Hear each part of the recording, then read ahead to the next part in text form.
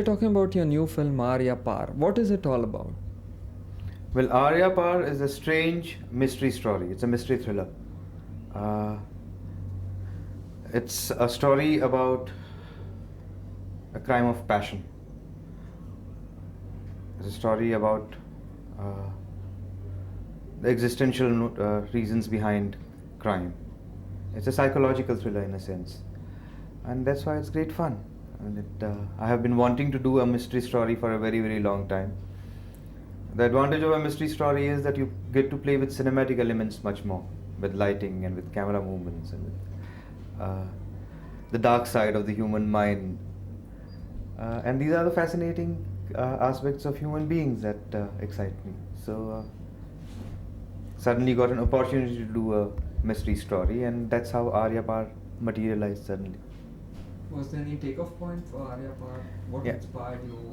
Well, the takeoff point was that Jackie and I had been wanting to do a film for a very long time. And suddenly this story came to me, and I said, Jackie, let's do this. And if we'll do this if you want to do it within a schedule. And he picked up the bait. And we just started off doing the film. This is the film which is, as far as I'm concerned, started the fastest. From the conception stage to the moment we went into the shooting, it all happened within a period of 1 month. So it was an exciting way of beginning a filmmaking. You know, earlier with Oh Darling or with Sardar or with Maya Mitchell, you've never really tried and gone out to reach the, what they call the lowest common denominator. Is this an attempt of that sort? No, I basically do a film that I believe in, that I am going to enjoy making. And Arya Paar is certainly a film that I've enjoyed making. And I think it will reach out to a large enough audience, yes. Tell me about the performances in the film. Yeah, one of the major strengths of the film are its performances. I'm certainly very thrilled with Jackie's performance. I think it's one of his best performances of his career. Deepa Sahi has done a major role in the film, which is very different from the other kind of Deepa Sahi that you've seen. Ritu Shivpuri is doing a major role, and Paresh Rawal in a very, very different kind of a performance. And the find of the film is Kamal Sidhu. She was a VJ on Star TV, and I saw the face, and she just seemed perfect for the role that we had in mind. So this is her first film, her debut film, and quite an exceptional performance by her as well. So I think very, very intense, highly charged performances is a basic strength of the film. Apart from a very, very fresh storyline and a great flavor in terms of imagery and visuals. Another strength of the film is Viju Shah's music. This is the first time that I have worked with Viju Shah in my filmmaking career. And Viju has also been a great discovery in terms of getting to know the man, getting to know his music, the intensity with which he participates and involves himself into the film and the music that he's creating. So on the whole, it has been a great trip, this film. Is it one of those slick, fast-paced kind of, the new Hollywood feel, or is it the old, the Hitchcock style with shadows being cast and, slower? No, it is a very, very contemporary thriller. So it is in the international thriller genre kind of a film, and that is the excitement of it, discovering the limits of cinema. That is what this film is about. In the sense of technical sense too? In the technical sense, in terms of the form, in terms of discovering new ways of saying the same thing, and it's quite exciting. You were telling me about the style and the Basic to the mystery genre of films is the cinematic elements, the way you visualize the entire suspense, the mood, the way you create the mood, and that's where the cinematography comes to foreground, And the cameraman called Dharam Gulati, also from the Film Institute, has actually captured that ominous quality of a mystery genre extremely well. And so it is, how do you lead the audience on to the path of the mystery genre? How do you keep the suspense going in terms of your imagery? How do you charge the imagery with a greater amount of tension? That is the kind of the the elements that we have been playing with, and that has been great fun. You know, Hindi films are usually 2.5 hours, 3 hours. Yeah. Would you have felt better making this film in say 1 hour, 1.5 hours? I don't know, because basically, if there are songs in the film, the length would usually get between 2 and 2.5 hours. Otherwise, it would not have enough time to even run through a story. So, this film is less than 2.5 hours, yes, but it has the kind of a taut quality of a thriller. At the same time, it has the expanse necessary for the storytelling. What made you opt for Viju Shah for the music? I think he's a very talented music director. I mean, I genuinely believe so. And I think he is extremely involved in his work. So it was totally a pleasure working with him. What kind of music is emerged? No, it is a very contemporary, very popular music. And it is a very foot-tapping kind of electronic music that is involved in the film. And that has helped the basic thrust of the film extremely well.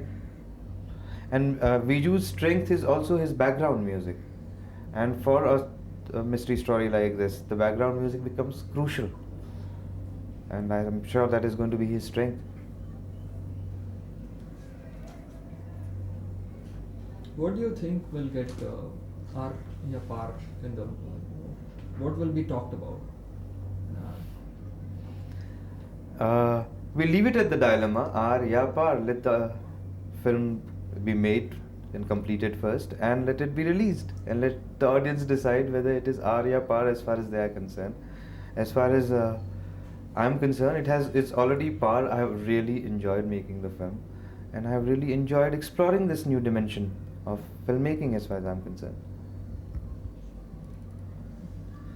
Your critics felt that Oh Darling was sort of a dreamlike fantasy, slightly unreal. Is Arya Paar very different from that?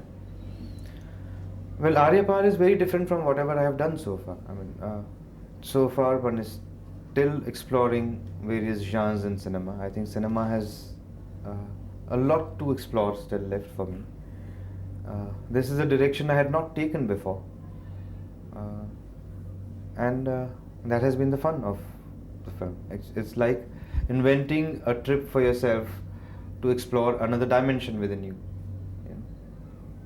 So mystery stories have been fascinating me for a long time, and this was, let's say, an opportunity created to explore that direction. Do you read a lot of mystery novels, watch a lot of mystery movies, or were these influences in your mind, staying? Well, I am a living entity interacting with the rest of the world. So I have read a lot of mystery stories. I've enjoyed a lot of mystery movies. There is a dark side to every mind. I'm sure there is a dark side to my mind. So it was an opportunity to explore that direction as well. What projects are you now planning after Arya Paar? Well, there is a historical epic on the 1857 rebellion called Cartouche, and that's a trilogy of films that is being planned in collaboration with Channel 4 Television, London. So it will be an international co-production in English and Hindi, made with an international star cast, and which I'll start shooting in October. Really looking forward to this project. I've been working on it for 7 years, so it's like a dream coming true. Have you finalized the star cast? Well, initial star cast for the first part of the trilogy has been finalized. Sanjay Dutt and Manisha Koirala are doing the main roles. The British star cast is still being finalized. And where does the first part focus on? well, the first part of the trilogy is about an incident which sparked the entire rebellion. It is the story of Mangal Pandey, an ordinary sepoy in the British East India Company army who turned a rebel. As you know, in 1857, the entire subcontinent from Burma to Afghanistan was ruled by one company called East India Company. And there's a story of this rebellion against this company Raj. So the first part deals with this Mangal Pandey episode, or the spark that ignited the entire rebellion. The second part is about this explosion which rocked the entire northern Indian subcontinent in a rebellious form, and the story of a man called Bakht Khan, who on the point of his sword forced Bahadur Shah Zafar to become the emperor of India all over again, and who was the first governor general of free India in that sense of the term. And part 3 is the story of Lakshmi Bai and General Rose, who was sent to conquer her. So these are the 3 parts are the spark, the explosion, the embers, the 3 stages of the rebellion, which actually changed the entire course of events as far as India is concerned. Can you tell me a little bit about this project of yours, Maya? Where did it start? I've also been wanting to do a science fiction film for quite some time, and realizing that it is impossible to do it in India unless you develop this new aspect or technology of computer graphics and special effects. And wanting to do this science fiction film called Manas Man was the starting point for starting Maya the Magic Shop, which is a computer graphics special effects facility here started in collaboration with National Film Development Corporation. Well, the project has started. It has exciting dimensions to it.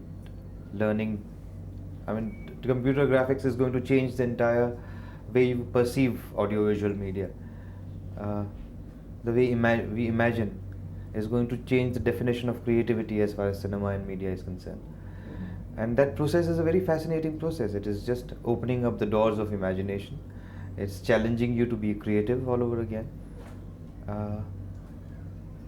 It seems to be able to make impossible possible as far as cinema is concerned. Well, I'm very excited about this project. The computer graphics section of the special effects facility is already started. We also intend to go into animatronics, prosthetics, model making and miniature making. So a comprehensive special effects computer graphics facility which will allow a filmmaker to do whatever he likes. Thank you.